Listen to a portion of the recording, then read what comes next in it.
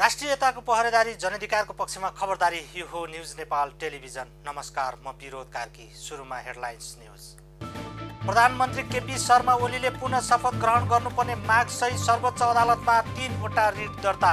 दोस्रो पटक नियुक्त गरेका सांसद पद नै नरहेका मन्त्रीहरूको नियुक्ति बदर गर्न माग। अझै पनि कम्युनिस्ट पार्टीहरू बीचको एकता आवश्यक रहेको नेकपा माओवादी केन्द्रका नेता नारायण काजी श्रेष्ठको तर्क। कम्युनिस्ट पार्टीको उद्देश्य प्राप्तिका लागि पार्टीलाई एकताबद्ध बनाएर लैजानुपर्ने भनाई। कोरोना महामारीको बेलामा पत्रकारहरूलाई कामबाट ननिकाल्न निजी सञ्चार गृहहरूलाई पत्रकार महासङ्घको चेतावनी। कुनै पनि बहानामा पत्रकारलाई रोजगारी नखोज्न आग्रह। काठमाडौँ महानगरपालिकामा कोरोना परीक्षण गरिएका मध्ये 70% कोरोना पुष्टि। आइतबारदेखि 16वटा परीक्षण स्थल तोकेर परीक्षणलाई तीव्र बनाइँदै। भारतद्वारा कोरोना भाइरस विरुद्ध तयार पारेको औषधि सार्वजनिक। भारतीय रक्षा मन्त्री राजनाथ सिंहद्वारा औषधि निकै प्रभावकारी बन्ने विश्वास व्यक्त।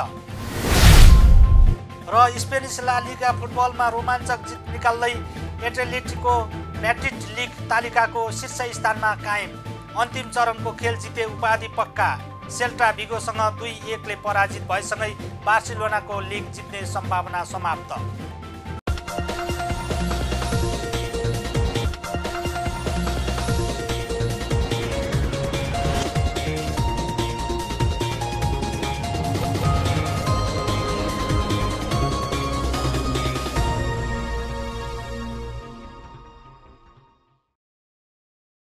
अब न्युज विस्तारमा सुरु गरौं। कम्युनिस्ट आन्दोलनका अग्रजहरू मदन भण्डारी र जीवराज आश्रितको स्मृति दिवसको प्रसङ्गबाट।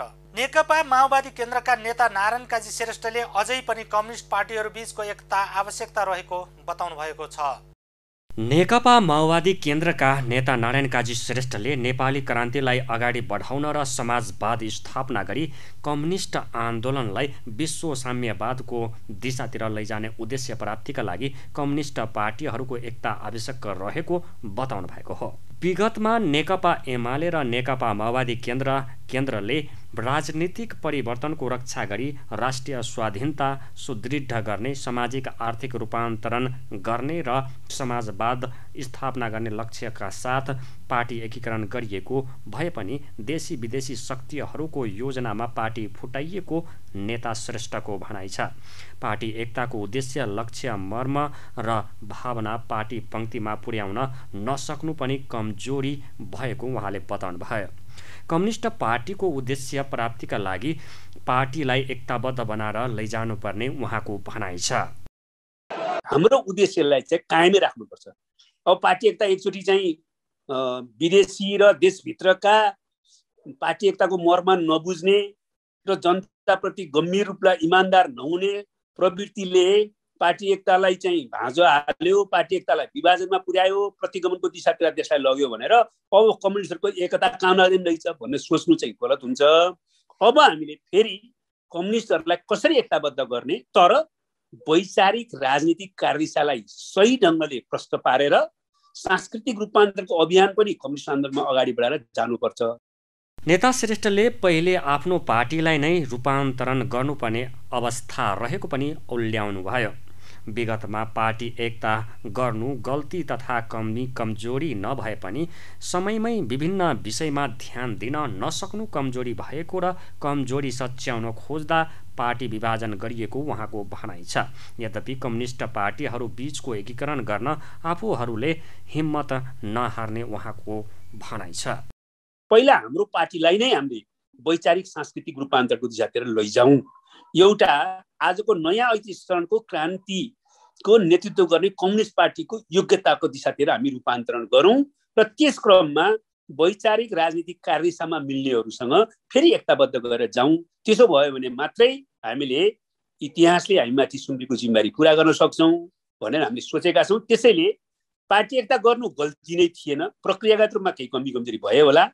पार्टी एकता गरिसकेपछि समयमै हामीले जुन कुरामा ध्यान दिनु पर्थ्यो त्यसमा हाम्रो कमजोरी भए। अहिले हामीले त्यस्तो कमजोरीलाई सच्याउन प्रयत्न गर्दाखेरि विदेशी र यहाँभित्रका चाहिँ प्रतिगामी वा कम्युनिस्ट आन्दोलन विसर्जनी शक्तिहरूको कारणबाट अहिले एउटा नकारात्मक चुनौतीको हामीले सामना गर्नु परेको छ। तर हामी हिम्मत हार्दैनौँ। कम्युनिस्टहरूले हिम्मत हाल्नु हुँदैन। फेरि हामीले बाह्य शक्तिहरूको हस्तक्षेपबाट देशको स्वाधीनताको रक्षा गर्ने, हामीले प्रतिगमनको दिशातिर देशलाई लैजान नदिने, हामीले कम्युनिस्ट आन्दोलनलाई फेरि एकीकरण गर्ने दिशातिर लैजाने। तर त्यसको निम्ति पहिला वैचारिक राजनीतिक लाइनमा प्रस्तुत हासिल गर्दै आफ्नो पार्टीलाई त्यसमा सांस्कृतिक रूपान्तरण पनि गर्दै अनि सबै कम्युनिस्ट क्रान्तिकारीहरूसँग एकता गर्ने र अरू सबै लोकतान्त्रिक शक्तिहरू देशभक्त शक्तिहरूसँग पनि संयुक्त मोर्चा गरेर अगाडि बढ्नुपर्छ भन्ने ठानेका छन्। नेकपा माओवादी केन्द्रले आफूलाई सांस्कृतिक रूपान्तरण गर्दै कम्युनिस्ट क्रान्तिकारीहरूसँग एकता गर्ने र अन्य लोकतान्त्रिक देशभक्त शक्तिहरूसँग पनि संयुक्त मोर्चा गरेर अघि बढ्ने बारे सोचेको नेता श्रेष्ठले बताउनुभयो। नेपाल पत्रकार महासङ्घले कोरोना महामारीको बेलामा पत्रकारलाई कामबाट ननिकाल्न निजी सञ्चार गृहहरूलाई चेतावनी दिएको छ। महासङ्घले कुनै पनि बहानामा पत्रकारलाई रोजगारी नखोज्न चेतावनी दिएको हो। नेपाल पत्रकार महासङ्घले कोरोना महामारीको बेलामा पत्रकारहरूलाई कामबाट ननिकाल्न निजी सञ्चार गृहहरूलाई चेतावनी दिएको छ। कोरोना महामारीको दोस्रो लहरमा पनि निजी सञ्चार गृहहरूले श्रमजीवी पत्रकारहरूलाई निकाल्न थालिएको सूचना आएको भन्दै महासङ्घले कुनै पनि बहानामा पत्रकारहरूलाई रोजगारी नखोज्न चेतावनी दिएको हो। नेपाल पत्रकार महासङ्घका महासचिव रोशन पुरीले कोरोना महामारीका बेला कुनै पनि बहानामा पत्रकारलाई निष्कासन नगर्न आग्रह गर्नुभयो। उहाँले कोभिड-19 को पहिलो लहरमा जस्तै दोस्रो लहरमा पनि पत्रकारहरूलाई निष्कासन गर्न सुरु गरिएको र निष्कासित भएका पत्रकारहरूको निम्ति महासङ्घले कानुनी लडाईँ लड्नुको साथै दबावमूलक काम गरिरहेको बताउनुभयो। महासङ्घले कोभिडको दोस्रो लहरमा निष्कासनमा परेका 9 जनाको पुनर्नियुक्ति समेत गराएको महासचिव पुरीले जानकारी दिनुभयो। त्यसैगरी 5 वटा सञ्चार माध्यमलाई 7 दिनभित्र पत्रकारहरूको समस्या समाधान गर्न अल्टिमेटम दिएको पनि उहाँले जानकारी दिनुभयो। सङ्ख्यात्मक हिसाबले हेर्ने हो भने पत्रकार महासङ्घका सदस्यहरूको सङ्ख्या चाहिँ 13,000 भन्दा केही बढी मात्रै छ। तर सङ्क्रमितको सङ्ख्या हेर्नुभयो भने झन्डै 800 आजसम्मको अहिले तपाईँ हामी कुरा गरिराख्दाखेरि 800 जना पत्रकारहरू सङ्क्रमित हुनुभएको छ। त्यसमध्ये 250 भन्दा बढी पत्रकारहरू सक्रिय सङ्क्रमित हुनुहुन्छ। अनि त्यो चाहिँ अहिलेसम्म ज्यान गुमाउनेको सङ्ख्या 13 पुगेको छ भने 6 जना पत्रकार साथीहरू आइसियु र भेन्टिलेटरमा अहिले पनि उपचार गराइराख्नु भएको छ। 40 जना पत्रकारहरू अस्पतालमा हुनुहुन्छ भने अस्पतालको बेडमा आइसोलेसन भएर उपचार गराइराख्नु भएको छ भने अन्य पत्रकारहरू होम आइसोलेसनमा बसिराखेको स्थिति छ। यो बीचमा पत्रकार महासङ्घले आफ्ना सदस्यहरूलाई जोगाउनको लागि एउटा निर्देशिका नै जारी गरेर काम गर्यौँ हामीले। त्यो निर्देशिकामा चाहिँ कसरी सुरक्षित रहेर काम गर्ने भन्ने कुरा चाहिँ हामीले त्यसमा प्रष्टसँग उल्लेख गरेका छौँ र के कुराहरू पालना गर्ने, कसरी रिपोर्टिङ गर्ने, कसरी काम गर्ने, कार्यक्षेत्रमा कसरी जाने भन्ने खालका कुराहरू, स्वास्थ्य सुरक्षाका उपायहरू अवलम्बन गर्ने कुराहरू ती चाहिँ त्यसमा निर्देशिकामा छन्। महासचिव पुरीले ऐन बनाउने र कार्यान्वयन नगर्ने विडम्बनाबाट सरकारमाथि उठ्नुपर्ने आवश्यकता औँल्याउनुभयो। महासङ्घले महामारीको समयमा पत्रकारहरू फ्रन्टलाइनमा बसेर काम गरिरहेको भन्दै फ्रन्टलाइनरको परिभाषाभित्र पत्रकारलाई पनि समेटेर त्यही प्रकारको सेवा सुविधा र व्यवहार गर्न पनि सरकारसँग आग्रह गरेको छ। पत्रकार महासङ्घले कोरोना सङ्क्रमित पत्रकारहरूलाई उपचारका लागि सहजीकरण पनि गरिएको छ। पत्रकार महासङ्घको केन्द्रीय कार्यालयमा रहेको आवास गृहमा आइसोलेसन बेड निर्माण गरिएको छ।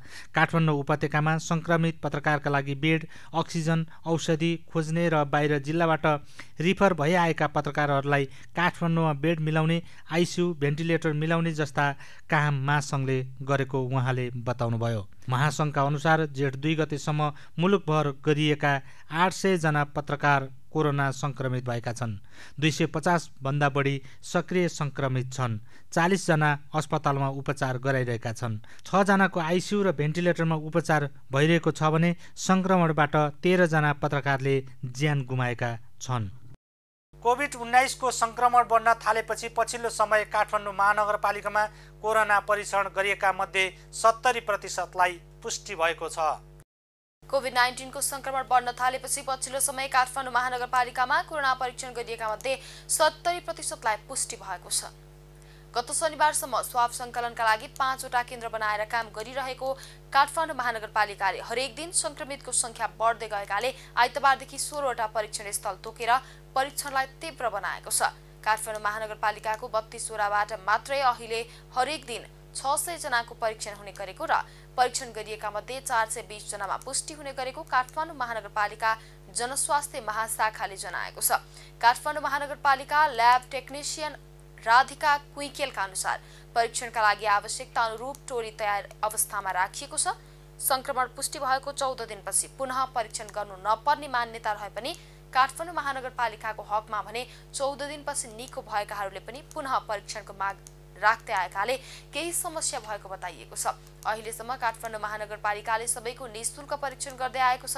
काठमाडौँ महानगरपालिकाका जनस्वास्थ्य महाशाखा प्रमुख हरिबहादुर कुवारका अनुसार पछिल्लो समय काठमाडौँ महानगरपालिकामा संक्रमण दर अत्याधिक बढेको छ। हालसम्म काठमाडौँ महानगरपालिकामा 51,412 जना कोरोना भाइरसबाट संक्रमित भएका छन्। तीमध्ये 10,801 सक्रिय संक्रमित रहेका छन्। सबैभन्दा बढी वडा नम्बर 32 मा 4,755 रहेको छ भने सबैभन्दा कम वडा नम्बर 18 मा 207 जनामा कोरोना पुष्टि भएको छ। त्यसैगरी हालसम्म 40,236 जना कोरोनाबाट मुक्त भएका छन्। कोरोना संक्रमणका कारण 345 को मृत्यु भएको छ। काठमाडौँ महानगरपालिकामा हाल रहेका संक्रमित मध्ये 10,181 होम आइसोलेसनमा रहेका छन् भने 114 जना संस्थागत आइसोलेसनमा र 506 ले अस्पतालमा उपचार गराइरहेका छन्। कोभिड-19 को संक्रमण विरुद्ध लड्नका लागि काठमाडौँ महानगरपालिकाले आफ्नो क्षेत्रभित्र रहेका 12 अस्पतालहरूले माग गरे अनुरूप क्षमता बढाउन आवश्यक पर्ने उपकरण तथा व्यवस्थापनमा सहयोग गर्नका लागि एकै दिन 7 अस्पतालसँग सम्झौता गरेको छ। यसअघि काठमाडौँ महानगरपालिकाले वैशाख 24 गते सम्झौता गरेर त्रिभुवन विश्वविद्यालय शिक्षण अस्पताललाई 10 स्थान भेन्टिलेटर उपलब्ध गराइसकेको छ। त्यस्तै वैशाख 27 गते नरदेवी आयुर्वेदिक अस्पतालसँग अक्सिजन सहितको उपकरण जडान गर्नका लागि सम्झौता गरिसकेको छ। नेकपा एमाले सोमबार 28औं मदन आश्रित स्मृति दिवस मनाउँदैछ। स्मृति दिवसको अवसरमा एमाले नेताहरू बल्खु स्थित पुरानो पार्टी कार्यालय परिसरमा भेला भएर मदन भण्डारीको शालिगमा माल्यार्पण गरेका छन्। कार्यक्रममा प्रधानमन्त्री एवं पार्टी अध्यक्ष केपी शर्मा ओली, वामदेव गौतम, उप प्रधानमन्त्री ईश्वर पोखरेल, गृहमन्त्री रामबहादुर थापा बादल, नेताहरू सुभाष नेङवाङ, घनश्याम भूषाल, सुरेन्द्र पाण्डे लगायत सहभागी थिए। विगतमा एमाले मदन आश्रित स्मृति दिवसको अवसरमा विशेष कार्यक्रम आयोजना गर्दथ्यो। यसपटक भने कोरोना भाइरस संक्रमणको महामारीका कारण सीमित संख्यामा भेला भएर एमाले स्मृति दिवस मनाएको छ। 2050 साल जेठ 3 गते चितवनको नारायणगढ मुगलिङ सडक खण्ड अन्तर्गत दासढुङ्गामा भएको जीव दुर्घटनामा एमालेका तत्कालीन महासचिव मदन भण्डारी र नेता जीवराज आश्रितको मृत्यु भएको थियो। निर्वाचन आयोगले राष्ट्रिय सभा सदस्य पदको उपनिर्वाचनमा स्वास्थ्य मापदण्डलाई कडाइका साथ पालना गराउने बताएको छ। कोभिड-19 संक्रमणको जोखिम बढिरहेका बेला हुन लागेको राष्ट्रिय सभा सदस्य पदको उपनिर्वाचनलाई स्वास्थ्यका दृष्टिकोणबाट पनि सुरक्षित बनाउन आयोग स्वयंले पनि स्वास्थ्य सुरक्षा मापदण्ड जारी गरेको छ। निर्वाचन आयोगले मतदान स्थलमा रहने सबै व्यक्तिले स्वास्थ्य सुरक्षा मापदण्डको घेरामा रहेर काम गर्न उपनिर्वाचन स्वास्थ्य सुरक्षा मापदण्ड 2078 लागू गरेको छ। सोमबार न्युज एजेन्सी नेपालसँग कुरा गर्दै आयोगका सहप्रवक्ता कोमल प्रसाद धमलाले निर्वाचनको दिन मतदान स्थल र मतदान केन्द्रमा प्रवेश गर्ने सबैले 72 घण्टा अवधिभित्रको कोभिड-19 संक्रमण भए नभएको PCR रिपोर्ट ल्याउनु पर्ने अनिवार्य गरिएको बताउनुभयो। यस्तै मतदान केन्द्रमा 3 वटा बुथ राखिने भएको छ। यसअघि 2 वटा बुथ मात्रै राखिन्थ्यो। कोभिड-19 संक्रमित मतदाता पनि हुन सक्ने अनुमानका साथ 3 वटा बुथ राख्ने व्यवस्था मिलाइएको हो। मतभारको हिसाबले प्रदेश सभा सदस्यको बुथ र स्थानीय सरकार प्रमुख उपप्रमुखको बुथको साथै कोभिड-19 संक्रमित भएका मतदातालाई छुट्टै बुथको व्यवस्था गरिने सहप्रवक्ता धमलाले जानकारी दिनुभयो। यस्तो छ, अब यो कोरोना कहरकै बिचमा निर्वाचन गर्नुपर्ने अवस्था भनेको कानुनी बाध्यात्मक व्यवस्था हो। राष्ट्रिय सभाको सन्दर्भमा रिक्त रहेको 35 दिनभित्र निर्वाचन गरिसक्नुपर्ने छ भन्ने कानुनमा उल्लेख छ र त्यसो भएर यसो भएको। त्यसैले अहिले चाहिँ यही जेठ 6 गते यो बागमती प्रदेशको अन्य समूहबाट र जेठ 17 गते लुम्बिनी प्रदेशको अन्य समूहबाट प्रतिनिधित्व गर्नलाई एक एकजनाको निर्वाचन हुँदैछ। र अब कोरोनाकै बिचमा गर्नुपर्ने भनेको कानुनी कुरा हो जुन मैले कुरा गरिसकेँ।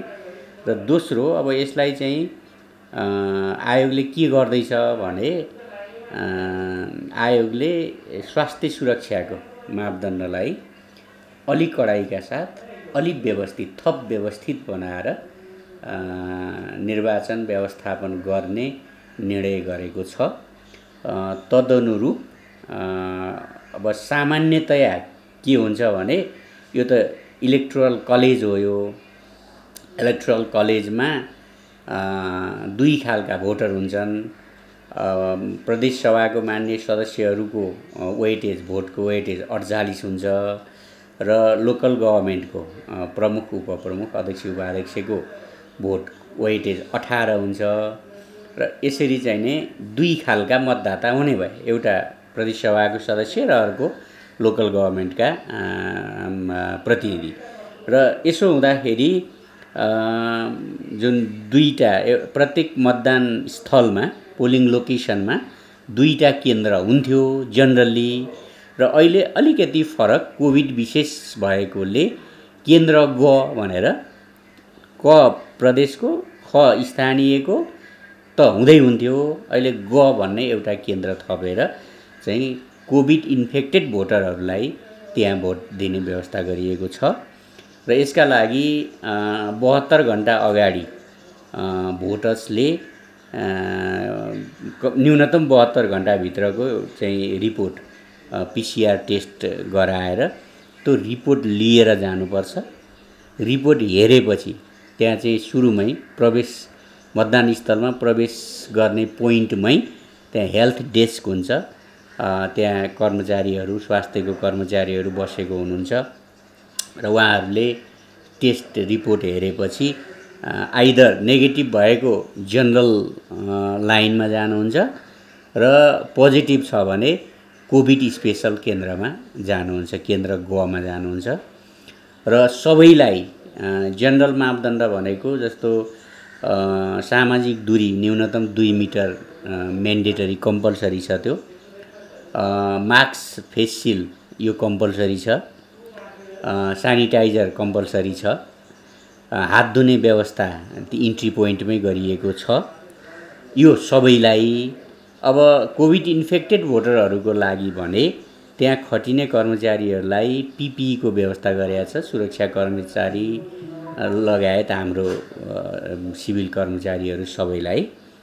र त्यसका अतिरिक्त चाहिँ नि अब उहाँहरूलाई चाहिँ जस्तो नङमा मसी चाहिँ त्यसमा लगाइरहनु पर्दैन, किनभने त्यो ठुलो सङ्ख्या पनि हुँदैन।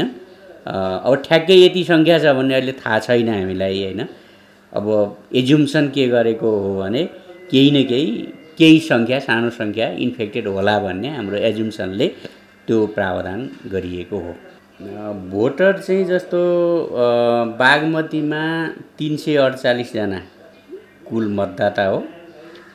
110 जना प्रदेश सभाको सदस्य र 238 चाहिँ स्थानीय प्रतिनिधिहरू। यो भनेको अघि नै मैले भने वेटेज भोट हुन्छ। 110 × 48 भयो, 238 × 18 भयो। र त्यसै गरी लुम्बिनी प्रदेशमा जम्मा 296 भोटर्स छ। 79 प्रदेश सभा सदस्य र 217 स्थानीय प्रतिनिधि हुनुहुन्छ। र उहाँहरूलाई चाहिँ अब यो चाहिँ अब अलिकति एकदमै ग्रासरुटको भोटर होइन। उहाँहरू भनेको दे आर अलरेडी लिडर हो। त्यसैले उहाँहरू अवेर पनि हुनुहुन्छ र हामीले अहिलेको परिस्थिति अनुसारको स्वास्थ्य सुरक्षाका मापदण्डहरू सम्पूर्ण रूपले अपनाएका छौँ र त्यो अनुसारले भोट दिनुहुन्छ। र भोट दिँदाखेरि भोटिङ सेन्टर जुन भोट सेन्टर भयो, पोलिङ सेन्टर भयो र काउन्टिङ लोकेसनमा पनि यो प्रकारको स्वास्थ्य सुरक्षाका मापदण्डहरू अपनाइएर व्यवस्थापन गरिएको छ। होइन, यो चाहिँ त्यसमा चाहिँ नि यो इभिएम होइन, यो चाहिँ नि पेपर भोट नै हो। छाप नै लाउनुपर्छ र सबै कुराहरू चाहिँ नि जसरी हामी पेपर भोट हो, ब्यालेट पेपर हुन्छ, त्यही अनुसारले छाप लाउने उ गर्ने हुन्छ। मतदानको दिन मतदान केन्द्रमा खटिने सबै कर्मचारी, सुरक्षाकर्मी तथा स्वयंसेवकले पिपी लगाएर कार्य सम्पादन गर्ने व्यवस्था मिलाइने सहप्रवक्ता धमलाले जानकारी दिनुभयो। मतदान अधिकृतले एक मतदान केन्द्रमा 25 जनाले मतदान गरेपछि मतदान कक्षमा रहेका सम्पूर्ण सामग्रीहरू निष्क्रमण गराउने छन्। आगामी जेठ 6 र जेठ 17 गते राष्ट्रिय सभा सदस्य पदका लागि उपनिर्वाचन हुनेछ। बागमती प्रदेशमा अन्य समूहबाट एक पदका लागि र लुम्बिनी प्रदेशमा पनि अन्य समूहबाट एक पदका लागि उपनिर्वाचन गर्न लागि हो। बागमती प्रदेशमा जेठ 6 गते र लुम्बिनी प्रदेशमा जेठ 17 गते उपनिर्वाचन हुँदैछ। बागमती प्रदेशमा 348 जना कुल मतदातामा 110 जना प्रदेश सभा सदस्य र 238 स्थानीय प्रतिनिधिहरू छन्। त्यसैगरी लुम्बिनी प्रदेशमा 296 कुल मतदाता छन्। 79 प्रदेश सभा सदस्य र 217 स्थानीय प्रतिनिधिहरू छन्। सङ्घीय संसद सचिवालयले बजेट अधिवेशन सञ्चालनका लागि आवश्यक सम्पूर्ण तयारी गरेको छ, तर अहिलेसम्म सरकारले बजेट अधिवेशन आह्वान गरेको छैन। यद्यपि सङ्घीय संसद सचिवालय भने अधिवेशनका लागि तयारी अवस्थामा बसेको छ। सङ्घीय संसद सचिवालयले बजेट अधिवेशन सञ्चालनका लागि आवश्यक सम्पूर्ण तयारी गरेको छ। संविधान अनुसार सङ्घीय संसदको प्रतिनिधि सभामा जेठ 15 गते सरकारले आगामी आर्थिक वर्षको बजेट ल्याउनुपर्छ, तर अहिलेसम्म सरकारले बजेट अधिवेशन आह्वान गरेको छैन। यद्यपि सङ्घीय संसद सचिवालय भने अधिवेशनका लागि तयारी अवस्थामा बसेको छ। सचिवालयले अब भने समय घर्किसकेकाले प्री बजेट माथि छलफल चलाउन नसकिने बताएको छ। प्रवक्ता डाक्टर रोजनाथ पाण्डेले नीति तथा कार्यक्रम र बजेटका कुरामा दलीय सहमति गरी छलफल छोटो बनाएर काम गर्न सकिने भए पनि प्री बजेट छलफलका लागि भने समय घर्किसकेको बताउनुभयो। हाम्रो समस्या भनेको दुईवटा समस्या थियो। एउटा चाहिँ हामीले मान्य सदस्यज्यूहरू र कर्मचारीहरूलाई पर्याप्त मात्रामा चाहिँ यो कोरोनाको सुरक्षाका उपायहरू अपनाउने क्रममा हामीले दुईटा काम गर्न सकिरहेको अवस्था थिएन। एउटा चाहिँ अत्याधिक रूपमा चाहिँ कर्मचारी साथीहरू, सुरक्षाकर्मीहरू चाहिँ इन्फेक्टेड भएको अवस्था, झन्डै हामीले 1200 को चाहिँ पिसिआर टेस्ट गर्दाखेरि 160 जनाको चाहिँ त्यो इन्फेक्सन देखिएपछि हामीलाई समस्या त्यहाँ थियो कि हामीले वैकल्पिक कर्मचारीहरू व्यवस्था गर्न सक्छौँ कि सक्दैनौँ भन्ने थियो। अब त्यसलाई पनि हामीले अहिले चाहिँ यो भ्याक्सिनेसनको माध्यमबाट प्राय सबै मान्य सदस्यहरू लगाइसक्नु भएको छ। अब हामीले दूरी कायम गर्ने गरी सिटको व्यवस्थापन पनि गरिसकेका छौँ। भौतिक अवस्थामा विगतमा हामीले प्रतिकूल अवस्थामा गत वर्ष पनि र यो अहिले केही दिन अगाडि सकिएको अधिवेशनलाई पनि हामीले एउटा चुनौतीपूर्ण रूपमा समाधान गरिसकेको अवस्था हो। त्यसकारण हाम्रो तयारी हामी वैकल्पिक कर्मचारीहरूको व्यवस्था गरेर सङ्घीय संसद सचिवालयले आउने दिनको लागि हामी तयारी हालतमा छौँ भन्ने लाग्छ मलाई। हामी त्यो सञ्चालन गर्न तयारमा छौँ। यो बैठक चाहिँ कस्तो भने प्री बजेटलाई त अब सम्भव देखिएन, 15 दिन अगाडि भन्ने छ, जेठ 15 को अगाडि। अब त्यो हामी समय गुजारिसकेका छौँ। अब रह्यो नीति तथा कार्यक्रम र बजेटको कुरा छ, त्यसको लागि चाहिँ अब 1-2 दिनभित्रै यदि बैठक आह्वान भइहाल्यो भने बैठकलाई चाहिँ छोटो तरिकाले सञ्चालन गरेर सीमित सङ्ख्यामा चाहिँ मान्य सदस्यज्यूहरूलाई अवसर उपलब्ध गराएर पार्टीगत प्रतिनिधित्व अथवा दलीय प्रतिनिधित्वको हिसाबले सहमति गरेर चाहिँ यदि सञ्चालन गर्ने हो भने त्यति ठुलो समस्या छैन। हामीले यो 15 दिनको अवधिमा त्यो काम गर्न सक्छौँ भन्ने मलाई लाग्छ।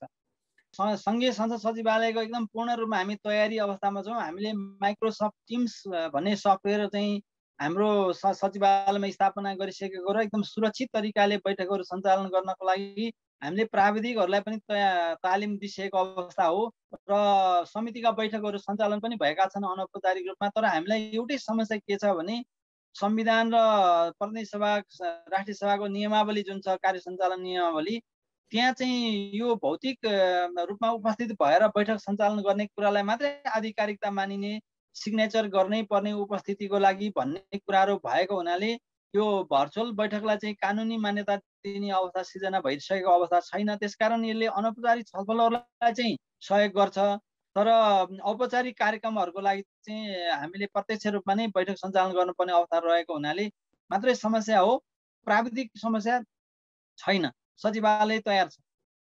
प्रवक्ता पाण्डेले कोभिड-19 को महामारी तीव्र ढङ्गले बढ्दै गएकोले भर्चुअल बैठक सञ्चालन गर्नु परेमा पनि त्यस किसिमको प्राविधिक तयारी सचिवालयले गरेको छ।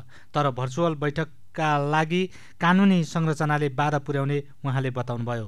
संविधान र संघीय संसदको प्रतिनिधि सभा र राष्ट्रिय सभा कार्य सञ्चालन नियमावलीले भौतिक रूपमा उपस्थित भएर बैठक सञ्चालन गर्ने कुरालाई मात्रै आधिकारिक मानिने र उपस्थितिका लागि हस्ताक्षर गर्नै पर्ने भएकाले भर्चुअल बैठकलाई कानुनी मान्यता दिने अवस्था नरहेको उहाँले बताउनुभयो।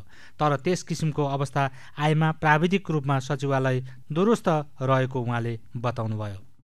काठमाडौँ जिल्लाका प्रमुख जिल्ला अधिकारी काली प्रसाद पराजुलीले निषेधाज्ञाको पूरा पालना भएको बताउनु भएको छ। सोमबार निषेधाज्ञाको अनुगमन गर्न नागढुङ्गा नाकामा पुग्नुभएका प्रमुख जिल्ला अधिकारी पराजुलीले निषेधाज्ञाको पूर्ण पालना भएको र चेक जाँचलाई पनि कडा बनाइएको बताउनु भएको हो। अति आवश्यक बाहेकका कुनै पनि सवारी साधन नचलेको उहाँले दाबी गर्नुभयो।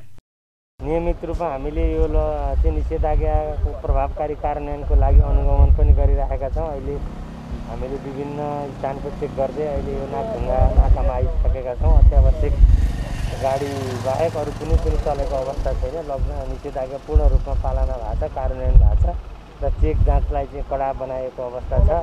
र यो अवधिमा हामीले नेपाल प्रहरी, सशस्त्र प्रहरी, ट्राफिक प्रहरी, राष्ट्रिय अनुसन्धान, नेपाली सेना सबैको संयोजनमा अब चाहिँ प्रभावकारी रूपले नै कार्य सम्पादन गरेको अवस्था छ।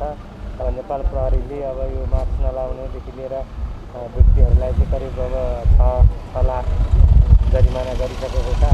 योसम्म 30,000 गाडीहरू होल्डिङमा परेको अवस्था छ। विभिन्न चेक पोइन्टहरू अनि क्युआरटीदेखि लिएर अनुगमनलाई चाहिँ तीव्रता दिएको अवस्था छ। अहिले स्थिति नर्मलै छ। पराजुलीले नेपाल प्रहरी, सशस्त्र प्रहरी, ट्राफिक प्रहरी, राष्ट्रिय अनुसन्धान र नेपाली सेनाको संयुक्त संयोजनमा प्रभावकारी रूपमा कार्य सम्पादन भएको पनि बताउनुभयो। नेपाल प्रहरीले मास्क नलगाउने व्यक्तिहरूलाई कारबाही गरी 6 लाख रुपैयाँ जरिवाना गरिसकेको तथा निषेधाज्ञाको उल्लङ्घन गर्ने 30,000 सवारी साधनलाई हालसम्म होल्डिङमा राखिएको पनि जानकारी दिनुभयो। प्रमुख जिल्ला अधिकारी पराजुलीले विभिन्न चेक पोइन्टहरूमा अनुगमनलाई तीव्रता दिएको बताउनुभयो। प्रधानमन्त्री केपी शर्मा ओलीले पुनः शपथ ग्रहण गर्नुपर्ने माग सहित सर्वोच्च अदालतमा 3वटा रिट दर्ता भएको छ। आइतबार वरिष्ठ अधिवक्ता चन्द्रकान्त गेवाली, अधिवक्ता लोकेन्द्र ओली, केशरजङ केसी, वीरभद्र जोशी, सन्तोष भण्डारी लगायतले छुट्टै पेश गरेको रिट सोमबार सर्वोच्चले दर्ता गरेको हो। गत शुक्रबार प्रधानमन्त्री केपी शर्मा ओलीलाई राष्ट्रपति विद्यादेवी भण्डारीले गराएको शपथ संविधान सम्मत नभएको भन्दै बदर गर्नुपर्ने माग रिटमा गरिएको छ। शपथ ग्रहणका क्रममा प्रधानमन्त्री ओलीले राष्ट्रपति विद्यादेवी भण्डारीले पटक पटक दोहोर्याउँदा पनि 2वटा महत्त्वपूर्ण अंश जानी वाचन नगरी शपथ अघि बढाउनु भएको थियो। यस्तै रिटमा प्रधानमन्त्री ओलीले शपथपछि दोस्रो पटक नियुक्त गरेका मन्त्रीहरूको नियुक्ति पनि बदर गर्न माग गरिएको छ। शुक्रबार नै प्रधानमन्त्री ओलीले संसद पद नै नरहेका रामबहादुर थापा, टोपबहादुर रायमाझी, प्रभु शाह, लेखराज भट्ट र गौरीशङ्कर चौधरीलाई मन्त्री नियुक्त गर्नुभएको थियो। काठमाडौँको कमलपोखरी स्थित अग्रवाल भवनमा आइसोलेसन सेन्टर स्थापना गरिएको छ। करिब 126 जनासम्म राख्न सकिने गरी क्वारेन्टाइन माइल्ड आइसोलेसन सेन्टरको स्थापना गरिएको हो। काठमाडौँको कमलपोखरी स्थित अग्रवाल भवनमा आइसोलेसन सेन्टर स्थापना गरिएको छ। कमलपोखरीमा रहेको अग्रवाल भवनमा करिब 126 जनासम्म राख्न सकिने गरी क्वारेन्टाइन माइल्ड आइसोलेसन सेन्टरको स्थापना गरिएको हो। अग्रवाल सेवा केन्द्र नेपाल, हिन्दू स्वयंसेवक सङ्घ नेपाल, नेपाल मेडिकल एसोसिएसन, उपकार सेवा नेपाल र सेवा इन्टरनेसनल नेपालले संयुक्त रूपमा सञ्चालन गरेको आइसोलेसन सेन्टरको सोमबार नेपालका लागि भारतीय राजदूत विनय मोहन क्वात्राले उद्घाटन गर्नुभएको हो। आइसोलेसन उद्घाटन गर्दै राजदूत क्वात्राले कोभिड-19 को महामारी दक्षिण एसियामा तीव्र रूपमा फैलिएको भन्दै महामारीका विरुद्ध लड्न व्यक्ति, परिवार, समाज र सरकारको संयुक्त प्रयास आवश्यकता पर्ने बताउनुभयो। उहाँले कोभिड-19 विरुद्धको लडाईँमा भारत सरकारको आगामी दिनमा पनि सहयोग गर्ने बताउनुभयो। उहाँले कोभिड-19 विरुद्धको लडाईँमा भारत सरकारले आगामी दिनमा पनि सहयोग गर्ने बताउनुभयो। कोविड-19 का जो दूसरी लहर का प्रकोप है वो बहुत तीव्रता से पूरे दक्षिण एशिया में फैला है। ये एक ऐसी महामारी है जिसमें हर स्तर पे प्रयास करना पड़ता है, व्यक्तिगत स्तर पे, पारिवारिक स्तर पे, सामाजिक स्तर पे और सरकारी स्तर पे। इस महामारी की संरचना कुछ इस प्रकार की है कि इससे लड़ने के लिए समाज का सहयोग और सहकार्य उतना ही आवश्यक है जितना कि एक व्यक्ति का प्रयास और एक सरकार की कटिबद्धता आवश्यक है। इस महामारी नेपाल में इस महामारी से लड़ने के लिए भारत और नेपाल ने बहुत ही अग्रसर रूप से सहयोग किया है, जिसके अंतर्गत भारत से अभी तक लगभग 23 लाख कोविशील्ड वैक्सीन की डोजेस नेपाल में आई हैं, जिनको जैसे कि कार्ति जी ने अभी कहा कि जो आपके फ्रंटलाइन वर्कर हैं, जो एक आयु के ऊपर के लोग हैं, उन सबको वो वैक्सीन दी गई है। आइसोलेसन सेन्टर उद्घाटनमा बोल्दै उद्योगी राजेन्द्र खेतानले आइसोलेसन सेन्टर मार्फत फ्रन्टलाइनर, डाक्टर, नर्स लगायतलाई बचाउन सके अन्य सयौं परिवारको रक्षा गर्न सकिने बताउनुभयो। आजको अवस्थालाई हेरेर भोलि योभन्दा विकराल अवस्था आउँदैन भन्ने कुरा नकार्न सक्नुहुन्न। त्यसैले दोस्रो लहर त हामीले खेपिरहेका छौँ, तेस्रोको तयारी आवश्यक छ। राज्यले आफ्नो स्रोतले, आफ्नो साधनले गर्न सकेको काम नगरेको छैन। मित्र राष्ट्र भारतले आफ्नो जनतालाई दिएको सरह हामीलाई भ्याक्सिन उपलब्ध नगराएको होइन। यत्रो हुनाहुँदै पनि यसले विकराल रूप झन्डै लिइसकेको अवस्था छ। त राम्रो कुरा, गएको 3 दिनमा लगभग 10-20% को हाराहारीमा संक्रमणको अवस्था घट्दो छ। त्यो धेरै राम्रो हो। यो अग्रवाल भवनमा हामीले एउटा बिरामीलाई केही हुँदा उसको परिवारलाई मात्रै समस्या परेको देख्दछौँ। आइसोलेसन केन्द्रमा एउटा हलमा 90 जनासम्म मानिस राख्न सक्ने गरी व्यवस्थित गरिएको छ। प्रति कोठामा 2 जना बस्ने गरी 18 वटा कोठा बनाइएको छ। अब पालो बिजनेस न्युजको।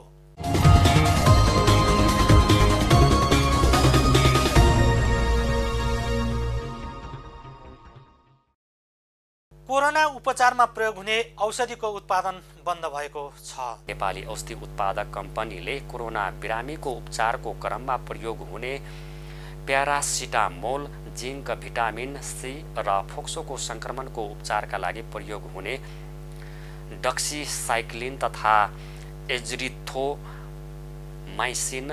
एन्टिबायोटिक लगायत औषधि उत्पादन गर्न छाडेका हुन्। विगत 3 वर्षदेखि निरन्तर स्वास्थ्य सेवा विभागलाई मूल्य समायोजनका लागि दबाब दिँदै आएको नेपाल औषधि उत्पादक संघले वैशाख यता बारम्बार मूल्य समायोजनका लागि विभागमा पत्र पठाइएको छ। संघले बिक्री मूल्यमा कच्चा पदार्थको मूल्य बढी भएकोले उत्पादन नै गर्न नसकिने अवस्था आएको बताउँदै आएको छ। 2064 असोज 10 गते संघ र विभागले औषधिको मूल्य समायोजन गरेकोमा त्यस यता मूल्य समायोजन हुन नसकेको व्यवसायीहरूले बताउँदै आएका छन्। 3 वर्ष अघि सरकारले 21 प्रकारका औषधिको मूल्य भने बढाएको थियो। हाल विभागले 100 भन्दा बढी औषधिको मूल्य व्यवसायीले बढाउन नपाउने गरी नियन्त्रण गरेको छ। अब पालो इन्टरनेसनल न्युजको।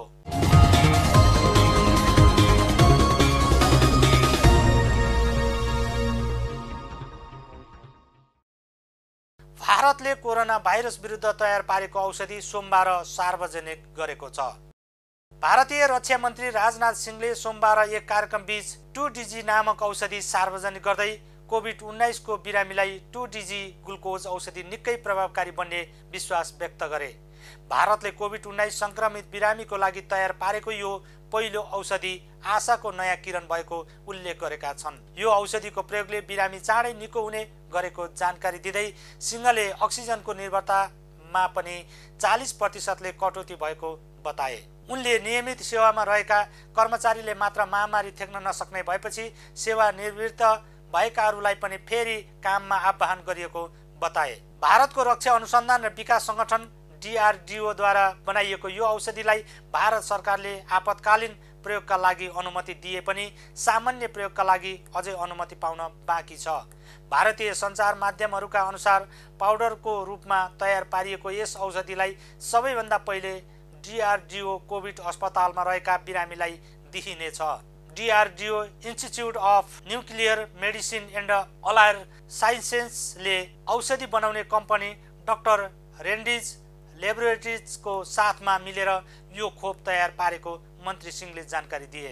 यस औषधिले अक्सिजन कमी भएर समस्यामा परेकाहरूलाई राहत दिने जनाइएको छ। पाउडर स्वरूपमा रहेको यस औषधिलाई घोलेर प्रयोग गर्न सकिने बताइएको छ। इजरायलको हवाई हमलामा परि प्यालेस्टाइनको गाजा क्षेत्रमा एकै दिन 42 जना मारिएका छन्। प्यालेस्टाइनी अधिकारीहरूका अनुसार इजरायलबाट भएको लगातारको हवाई हमला तथा गोलाबारीमा परि हिजो 10 बालबालिका र 16 महिला समेत 42 सर्वसाधारण मारिएका हुन्। इजरायल र प्यालेस्टाइन बीच विगत एक हप्तादेखि चलिरहेको युद्धमा हिजोको दिन सबैभन्दा रक्तपातपूर्ण भएको गाजाका अधिकारीहरूको दाबी छ। यो एक साताको अवधिमा प्यालेस्टाइनी लडाकुहरूबाट 3000 भन्दा बढी साना रकेटहरू प्रहार भएको इजरायली सेनाले जनाएको छ। इजरायलको पछिल्लो आक्रमणमा परि ज्यान गुमाउने प्यालेस्टाइनीको संख्या 188 पुगेको छ, जसमध्ये 55 जना बालबालिका रहेका छन् भने 33 जना महिला छन्। यो अवधिमा 1200 भन्दा बढी घाइते भएका छन्। यसैबीच संयुक्त राष्ट्र संघले मध्य पूर्वीको हिंसा नरोकिने हो भने यो क्षेत्रमा नियन्त्रण गर्नै नसकिने क्षति पुग्ने बताएको छ। राष्ट्र संघका महासचिव एन्टोनियो गुरेसले दुवै पक्षबाट भइरहेको हिंसा र आक्रमणहरू तत्काल बन्द गर्न अपील समेत गर्नु भएको छ। अब पालो स्पोर्ट्स न्यूजको।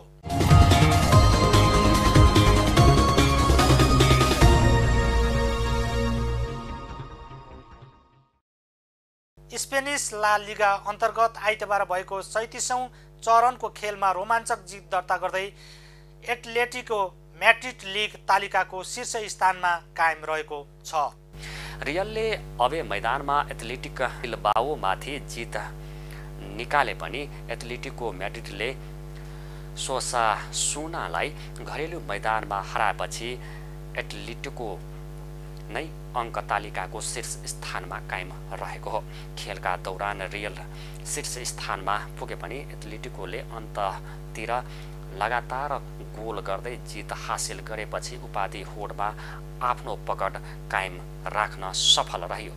एथलेटिकोले घरेलु मैदानमा सोसासुनालाई शानदार पुनरागमन गर्दै 2-1 ले हराउन सफल रह्यो। यता रियलले एथलेटिको बिल्बाओ माथि 1-0 को जित निकाल्न सफल रह्यो। पहिलो हाफ गोल रहित बराबरीमा रहेपछि रियलले दोस्रो हाफमा अग्रता लिएको थियो।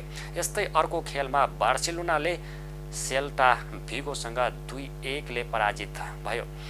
कप्तान लियोलन मेसीले पहिलो हाफमा गोल गरे पनि बार्सिलोनाले 10 मिनेट पनि आफ्नो अग्रता जोगाउन सकेन। अङ्क तालिकामा एथलेटिको म्याड्रिडको 83 तथा रियल म्याड्रिडको 81 अङ्क छ।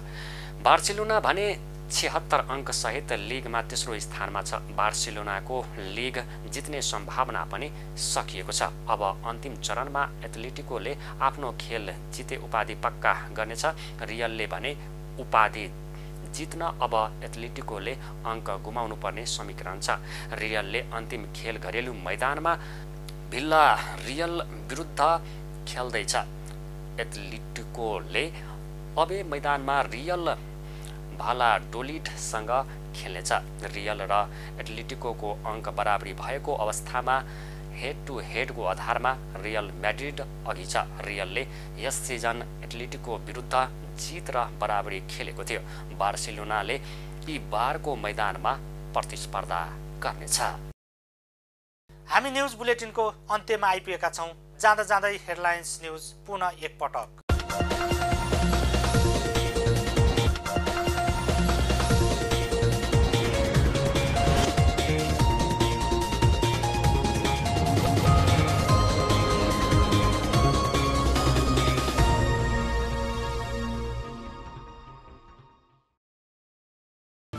प्रधानमन्त्री केपी शर्मा ओलीले पुनः शपथ ग्रहण गर्नुपर्ने मागसहित सर्वोच्च अदालतमा 3वटा रिट दर्ता। दोस्रो पटक नियुक्त गरेका सांसद पद नै नरहेका मन्त्रीहरूको नियुक्ति बदर गर्न माग। अझै पनि कम्युनिस्ट पार्टीहरू बीचको एकता आवश्यक रहेको नेकपा माओवादी केन्द्रका नेता नारायण काजी श्रेष्ठको तर्क। कम्युनिस्ट पार्टीको उद्देश्य प्राप्तिका लागि पार्टीलाई एकताबद्ध बनाएर लैजानुपर्ने भनाई। कोरोना महामारीको बेलामा पत्रकारहरूलाई कामबाट ननिकाल्न निजी सञ्चार गृहहरूलाई पत्रकार महासङ्घको चेतावनी। कुनै पनि बहानामा पत्रकारलाई रोजगारी नखोज्न आग्रह। काठमाडौँ महानगरपालिकामा कोरोना परीक्षण गरिएका मध्ये 70% कोरोना पुष्टि। आइतबारदेखि 16वटा परीक्षण स्थल तोकेर परीक्षणलाई तीव्र बनाइदै। भारतद्वारा कोरोना भाइरस विरुद्ध तयार पारेको औषधि सार्वजनिक। भारतीय रक्षा मन्त्री राजनाथ सिंहद्वारा औषधि निकै प्रभावकारी बन्ने विश्वास व्यक्त। र स्पेनिस ला लिगा फुटबलमा रोमाञ्चक जित निकाल्दै एटलेटिको म्याड्रिड लिग तालिकाको शीर्ष स्थानमा कायम। अन्तिम चरणको खेल जिते उपाधि पक्का। सेल्टा भिगोसँग 2-1ले पराजित भएसँगै बार्सिलोनाको लिग जित्ने सम्भावना समाप्त।